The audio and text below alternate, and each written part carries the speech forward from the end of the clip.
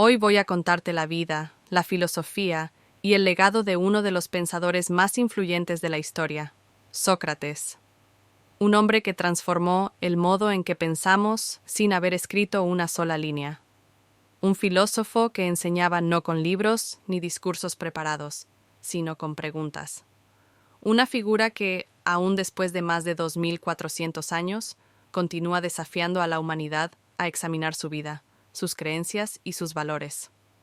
Para empezar, debemos viajar a la Atenas del siglo V a.C., una ciudad vibrante, llena de innovación cultural, artística y política. Era la cuna de la democracia, un lugar donde los ciudadanos discutían en las plazas, gozaban de obras teatrales, participaban en rituales religiosos y se sentían orgullosos de su libertad. Pero también era un mundo de tensiones internas, guerras dolorosas y crisis políticas. Fue en ese ambiente dinámico e inestable donde nació Sócrates. Sócrates vio la luz alrededor del año 470 a.C. Su padre era escultor, su madre comadrona. Estos oficios marcaron profundamente su visión del mundo. Años más tarde, él mismo explicaría que su filosofía era como el trabajo de una comadrona, ayudar a otros a dar a luz a sus propias ideas. Su infancia no fue la de un noble, no provenía de una familia rica, pero recibió la educación suficiente para integrarse en la sociedad ateniense.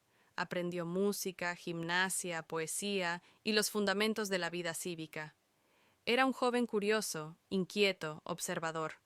Antes de dedicarse por completo a la filosofía, Sócrates fue soldado. Participó en varias campañas militares durante la Guerra del Peloponeso. Sus compañeros lo recordaban como un hombre resistente, capaz de soportar frío, hambre y largas marchas sin quejarse. También destacaban su valentía en el campo de batalla.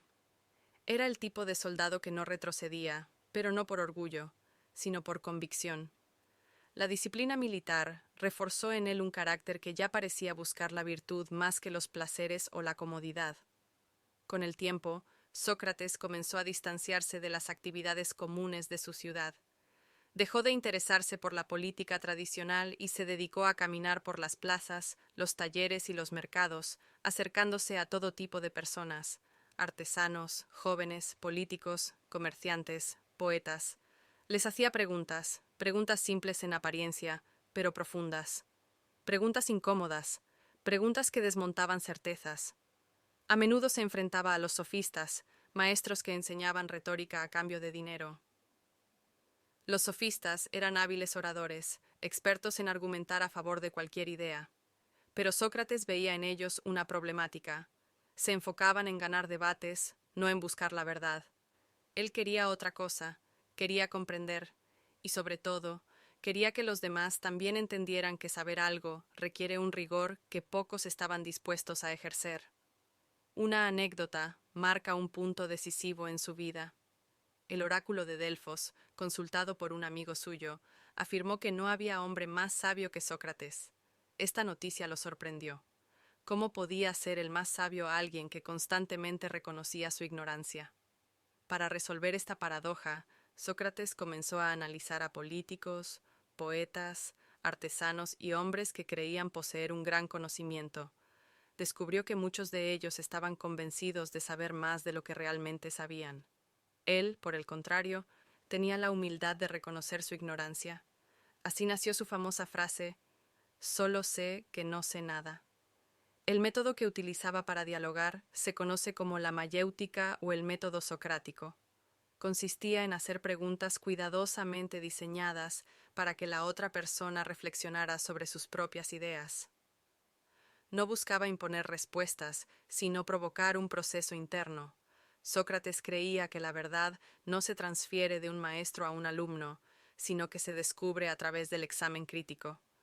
Su misión, según decía, era ayudar a la gente a pensar por sí misma. Pasaba horas conversando con jóvenes atenienses. Les hablaba de virtud, de justicia, de política, de moralidad. No les ofrecía dogmas, sino desafíos. Les mostraba contradicciones en sus argumentos, los empujaba a profundizar. Esto lo convirtió en una figura popular entre los jóvenes, pero molesta para muchos adultos influyentes. Algunos lo veían como un agitador, otros lo acusaban de poner en duda las tradiciones de la ciudad. Su crítica constante y su actitud irónica le crearon enemigos. Atenas no atravesaba un buen momento. La guerra del Peloponeso había debilitado al Estado. Hubo una dictadura llamada el Gobierno de los 30 tiranos y después un regreso forzado a la democracia. En este clima sensible, cualquier persona considerada una amenaza podía ser señalada. Sócrates, con su manera de cuestionarlo todo y su influencia entre los jóvenes, fue visto como un peligro. Se le acusó de corromper a la juventud y de no respetar a los dioses de la ciudad. El juicio de Sócrates es uno de los episodios más estudiados de la historia. Fue llevado ante un jurado numeroso de ciudadanos atenienses. Allí defendió su vida y su misión filosófica. Dijo que nunca había pretendido dañar a nadie, que su tarea era servir a Atenas, despertando su pensamiento crítico. Declaró que prefería obedecer a la voz de su conciencia antes que a cualquier mandato injusto.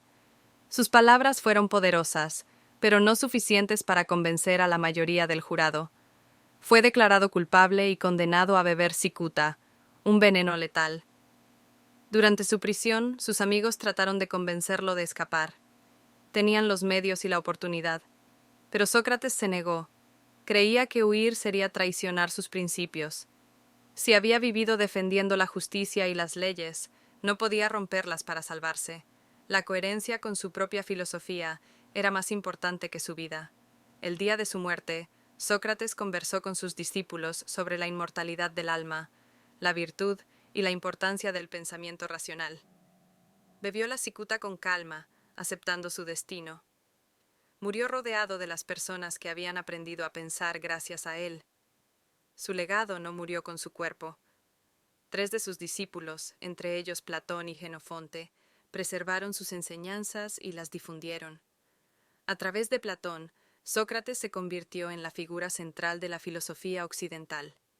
Ideas como el examen crítico, la búsqueda de la verdad, la importancia de la virtud y la autoconciencia han perdurado durante siglos. Sócrates nos enseñó que una vida sin reflexión no vale la pena ser vivida. Nos enseñó que la sabiduría comienza con reconocer lo que no sabemos, y nos mostró que la verdad no es una posesión, sino un camino interminable. Hoy, siglos después, seguimos siendo herederos de su pensamiento. Cada vez que cuestionamos nuestras creencias, cada vez que analizamos nuestras decisiones, cada vez que buscamos comprender en lugar de asumir, estamos siguiendo el espíritu socrático. Sócrates no fue solo un filósofo, fue un despertar, una invitación permanente a pensar, a dialogar y a vivir con conciencia. Su vida es un recordatorio de que la filosofía no es algo lejano o abstracto, es una manera de habitar el mundo, una forma de mirar con honestidad hacia uno mismo, una disposición a preguntar para entender y no para vencer, un compromiso con la verdad, incluso cuando resulta incómoda. Ese fue Sócrates, un hombre que eligió la coherencia sobre la conveniencia, la reflexión sobre la ignorancia y el diálogo sobre la imposición. Su voz sigue resonando, no porque haya dejado escritos, sino porque plantó en la humanidad la semilla del pensamiento crítico, una semilla que, si la cuidamos, nunca dejará de crecer.